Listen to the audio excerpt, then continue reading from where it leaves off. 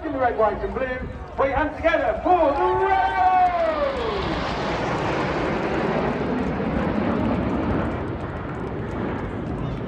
Easing up with our famous red, white and blue in trail.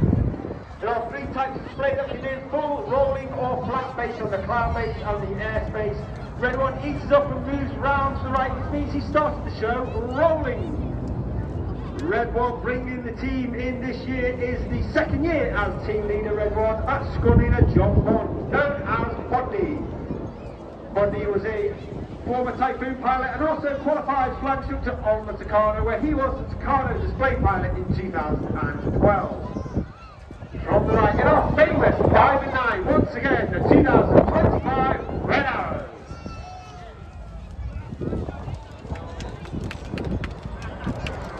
On the right of red one is red 2, that's Flight Lieutenant Rob Thomas. He's in his...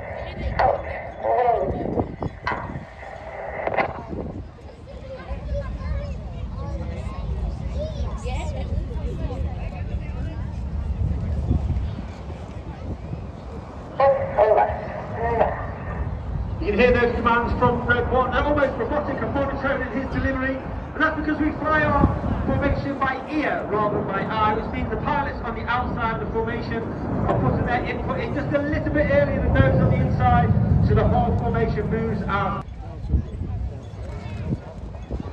Just to the left of that centre stem is red 3, Flight Lieutenant Andrew McEwen, known as Macca. Macca is also in his first year on the team. He formerly flew the AV-8B, which is a Harrier variant.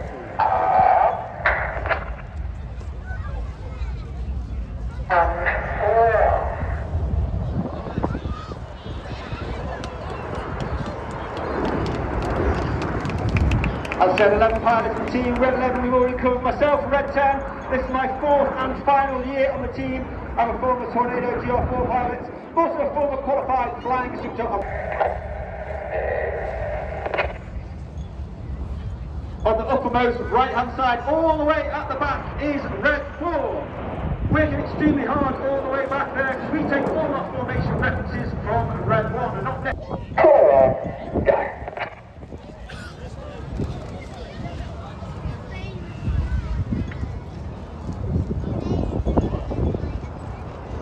The aircraft are flying with their air brakes out. It's quite hard to see at this distance, but it's a small door at the back of the aircraft underneath towards the belly of the back. 8 and 9, roll goes, Reds. 8 and 9, roll around the rest of the formation. Well, keep your eye on the rest of the formation as Red 1 flies them down the line for that colour change.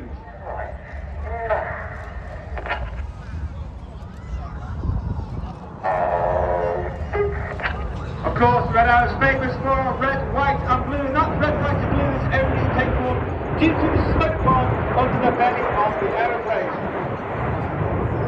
That smoke bomb is capable of producing approximately 5 minutes of white smoke, 1 minute of red smoke, and 1 minute of blue smoke. With each of the colour 9, it's the Red Arrows.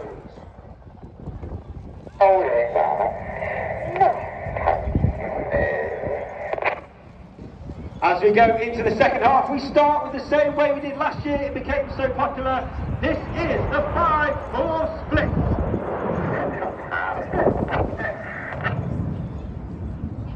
As we go into that second half, we now split into 2 distinct sections. Off to the left, you've got...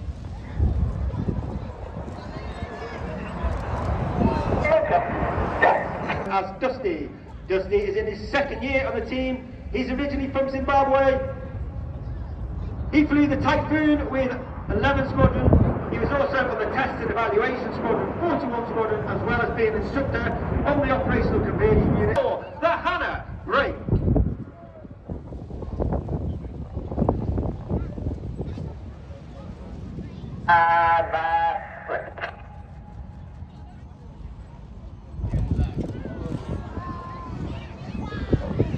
We have red 6 and 8 going off to your left hand side, red 7 and...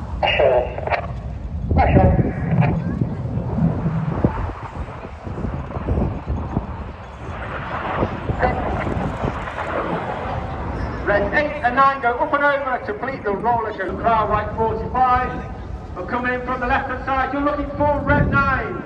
He'll be travelling at approximately 450 to 500 miles per hour as he completes the Goose.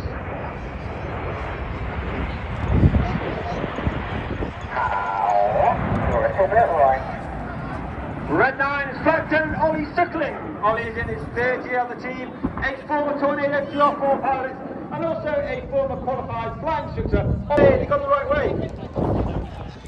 Give him a massive round of applause. You're looking for the top right, you're looking for Red 8, and as he spears the heart, Red 8 is Flight Lieutenant Rich Walker, an extremely seasoned and experienced aviator. He has flown the Harrier, he's also flown the Typhoon, as well as being a qualified flying instructor on the Hawk T5 II. I do make a joke about the heart, but absolutely, let's give the synchro pair and Red 8 a massive round of applause for a wonderful heart in the Bay of Torbay.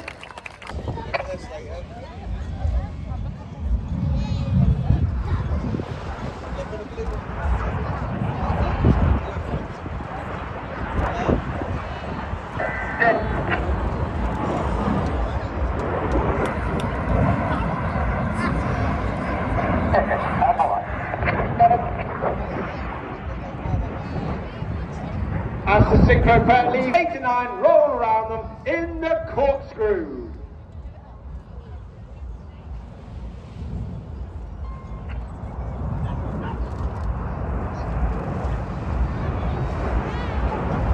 The motto of the Red Arrows is a clap, which means excellence, and that means every single member of the team, when they've been on the team for a week.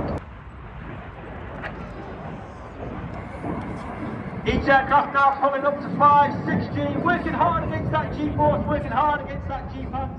Once again, passing at the rear of the circles. Not only that, they will now change colour from red to blue, keeping that G on, passing at the front to complete the circus.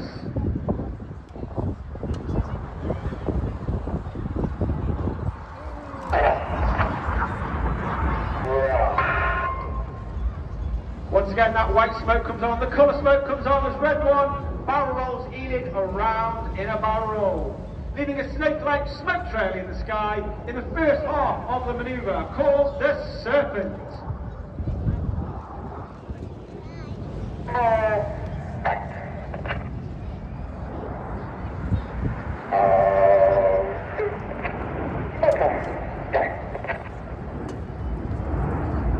Red 7 and 8 from our right hand side.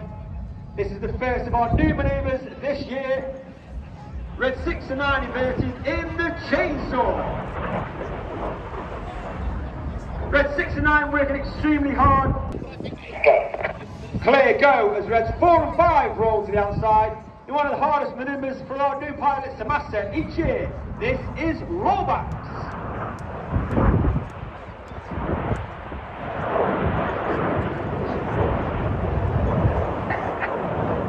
Red and blue around Red 6. But if you're at show centre, you can count the aircraft. You can see 1, 2, 3 aircraft. But then playing hide and seek is Red 7 in the smoke of Red 6 as they complete Tempest.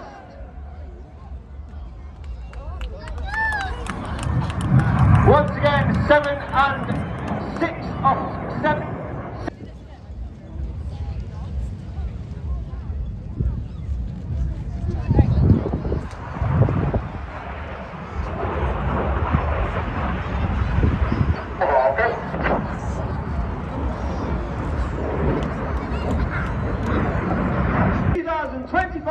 Royal Air Force Aerobatic team.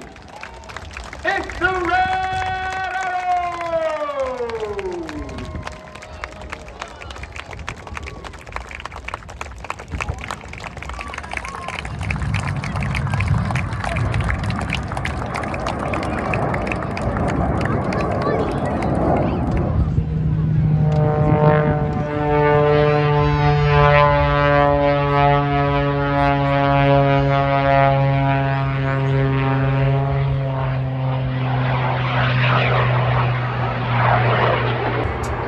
There, another example of how he's literally just hovering a little bit of wind drift, just a slight bit of nose forward just to keep him moving across the proud area.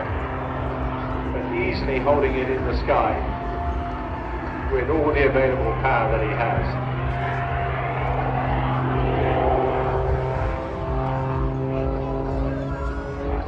You might recall his previous aircraft, the Union Jack colour G-Whiz, still occasionally used around the circuit.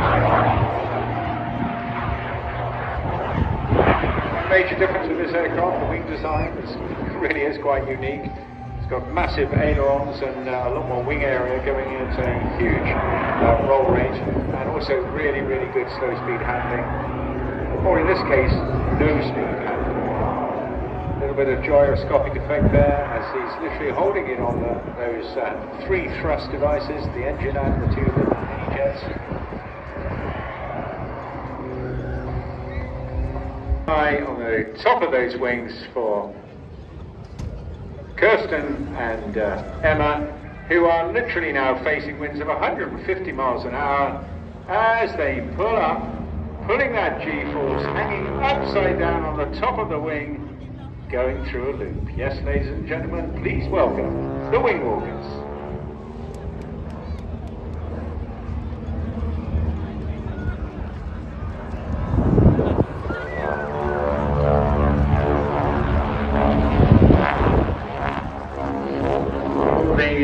Perhaps passion and glory, but also these days lots less dangerous than it was back in the 1920s.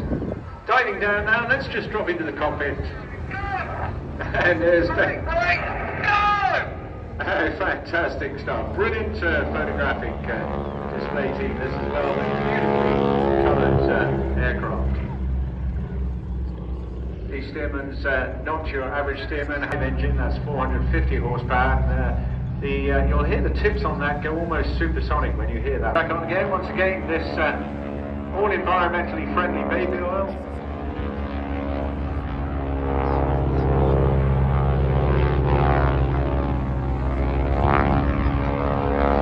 Okay.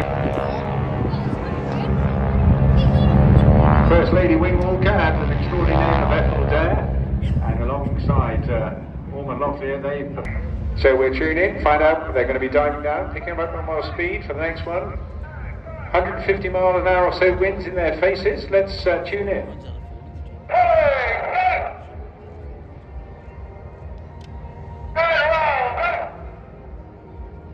And what a wonderful sight that is. Girls upside down there, experiencing the most extraordinary weightlessness at the top of that roll. And then back on for a bit more positive G, feeling a lot more comfortable whilst hanging on. Now, of course, it's not an easy job to do, and it's very competitive actually. Occasionally you'll see an ad for possible. Yeah, that was all actual filming, by the way, using these not these particular aircraft at the same time. As well.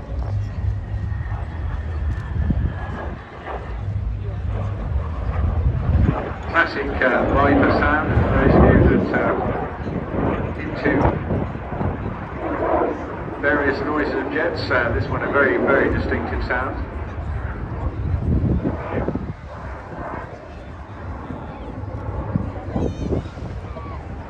This got a Viper 202 engine with it, top speed of 420 knots. You can pull around from the lead instructions from Nigel in the front end. Although these can be home built, the majority of course are, these particular 2 aircraft in the hands of its previous owners were imported from America. That was just about 10 years ago from now, lots of hard work, and they became very popular as well. They've got 160 horsepower Lycoming engines, features comfortable cockpit, but also at the same time capable of pulling plus 6G at -3.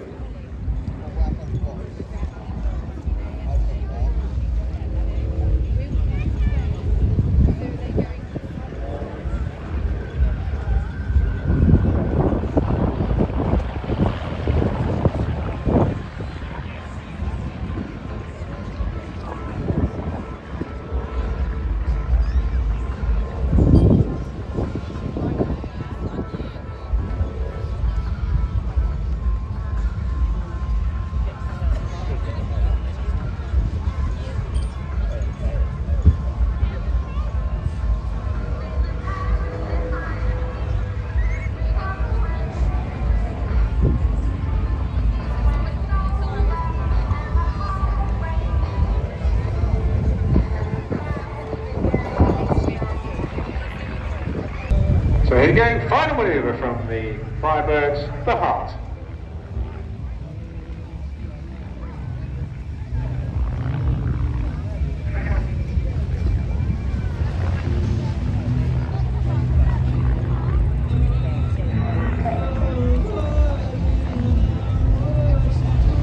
And that supported the Royal Navy's aviation heritage and now forms part of the Navy Wing's heritage flight. Please welcome what we're going to call today the Toronto formation.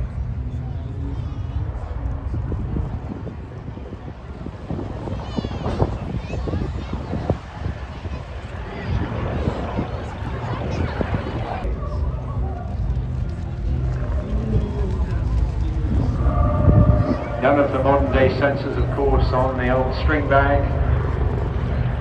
Today's pilots aided by a huge array of different sensors and many different vessels were used to host them. Naval aircraft carriers adopted those named the Black Cats. Putting up here now Tom Pevick and Gaz McCall, about to put the Wildcat through its paces.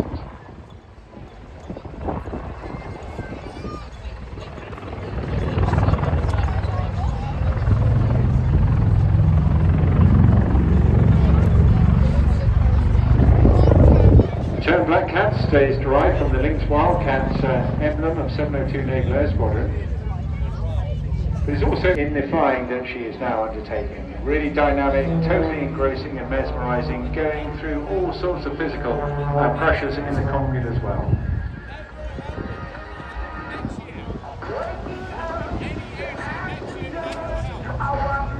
Flying today the extra 330 SC. It's a really amazing aircraft out of the display area, and she can put into that so all the maneuvers that you see, a whole mixture of flick rolls, spins, turns, roulades, notchabacks, pinwheels, turns, and now here just taking literally a flat descent. And what's really was remarkable, what stood out yesterday was a lot of her slow speed handling.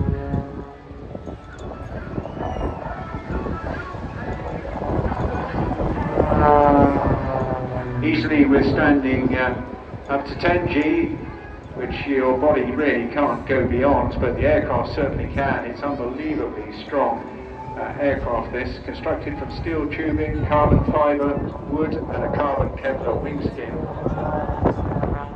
The combination of these high-tech materials combined with its weight-saving configuration gives it absolutely stunning performance with roll rates exceeding 420 degrees per second, with speeds varying from 260 miles an hour of aerobatic as she completes at knife edge pass.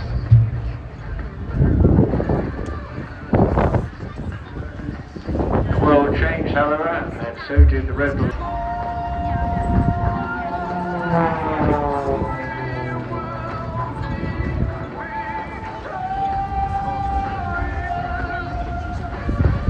Her perseverance and determination, therefore, now featuring in her own campaign will elevate her to inspire and attract more female pilots, not just into aviation, but into this really exciting, terrific world of unlimited aerobatics. To its credit, delivered initially in October 43 to the Royal Air Force via the 3-3 maintenance unit at Minor, but eventually went on to join 118, a fighter squadron, spent much of its time flying fighter sweeps and escorting bombers over occupied Europe. Delivered to that squadron in February 1944 and saw action in 16 operational sorties from Royal Air Force Detling near Maidstone in Kent.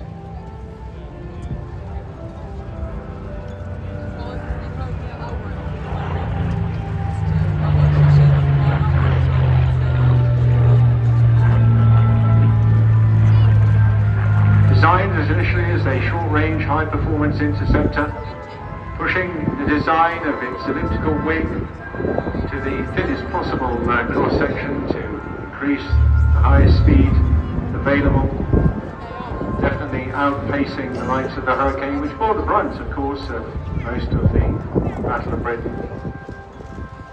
But here, presenting it in a beautiful bare metal state, aiming to highlight just the sheer, timeless beauty of the design and the unique and famous shape of the airframe itself.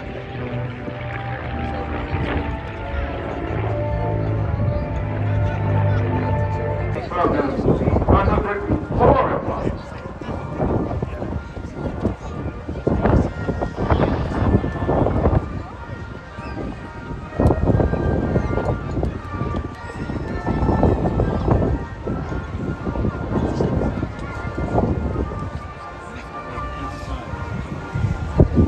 And very sadly, we just that one of the Spitfires has gone tech, as we say in the business, so we've just got them there. But nonetheless, still a magnificent sight.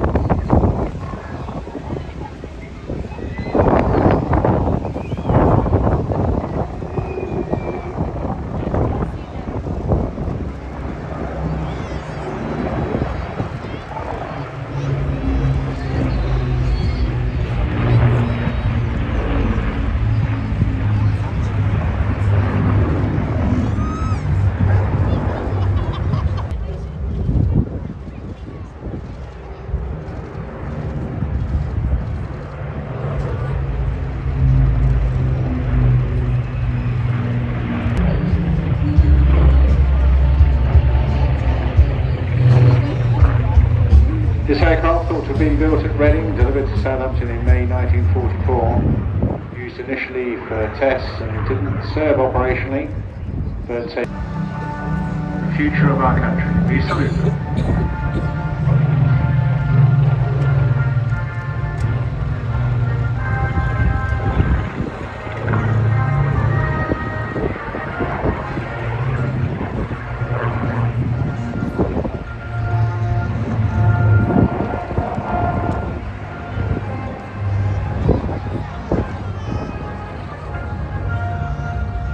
Prototype Lancaster took to the air from its first flight from Woodford in Manchester.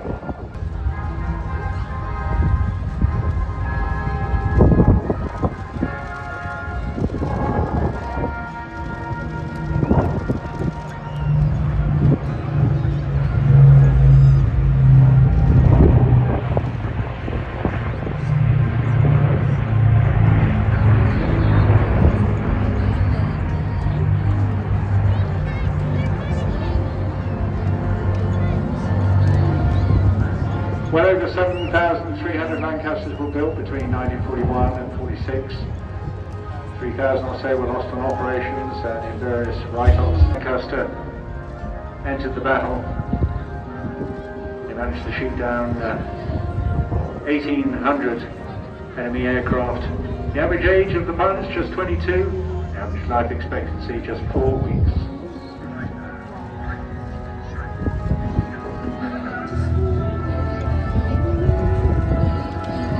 Now, let us remember them as they depart, Lancaster coming right over your heads. Give them a wave if you wish. Let us commemorate and may this flight continue for many, many decades to come.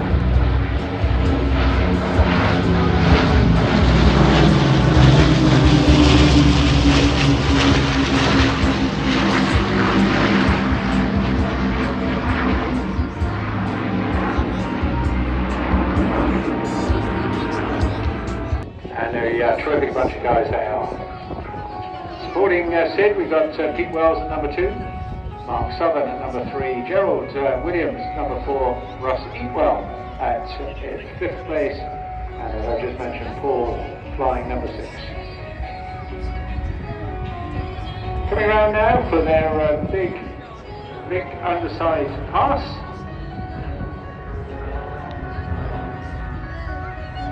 And at the end of this, Ravens 4 and 5 will break off. That's Gerald and Russ. Inside, the 4 ship comes in to complete the cycler.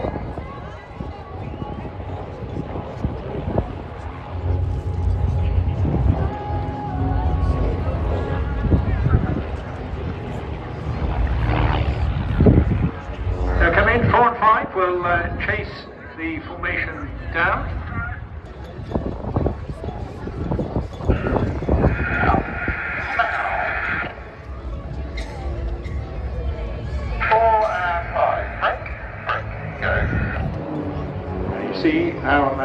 gets to that very last syllable, that is when the action occurs. And number 6 just falling out as the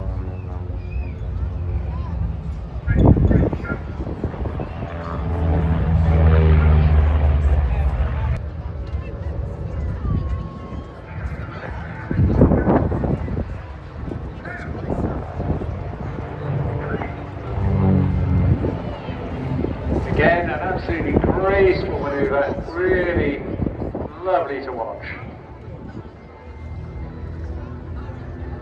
And then all being well, after extensive practice and the correct G coming on at the bottom there, Barry Gwynett, who's flying number 3. Has been flying for many years, so as a display pilot with Team Osprey and the Yaks.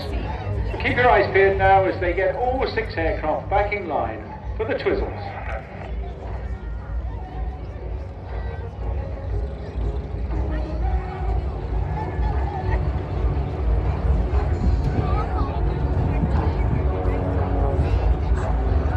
I love that manoeuvre. All now keeping that cadence, replicating the leader's manoeuvres. They're going to be pulling up, putting in a little twist for the final manoeuvre, the downward bomb burst.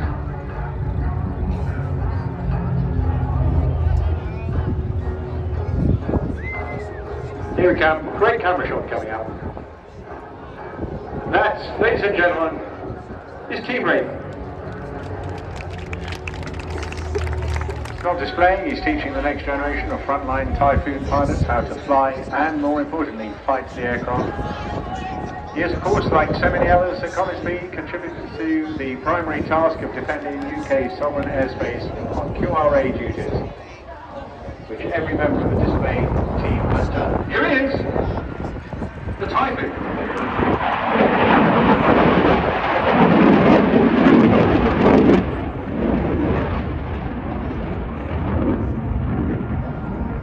For me, is the speed limit around the United Kingdom.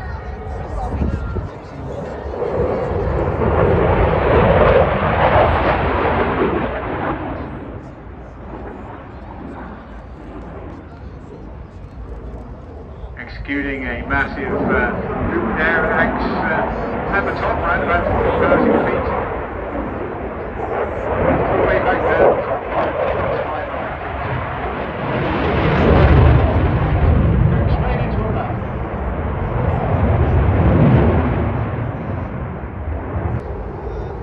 .890 degrees.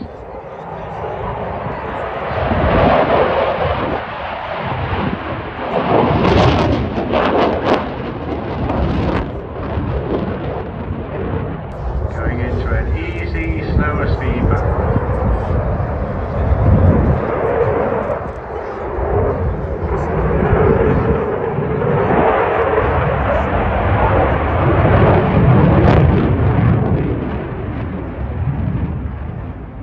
Acceleration, you can almost feel as it comes down in front of us now.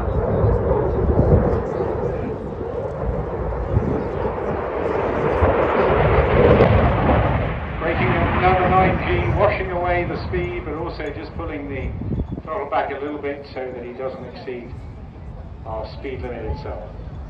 Everybody was just seconds ago. Really is an extraordinary performance. Got your binos or cameras there, you may see the canards just flicking away. Of course, the computer's on board, working hard to ensure the aircraft doesn't depart at this stage, but a very unusual angle indeed. Puts the burners back on, reheats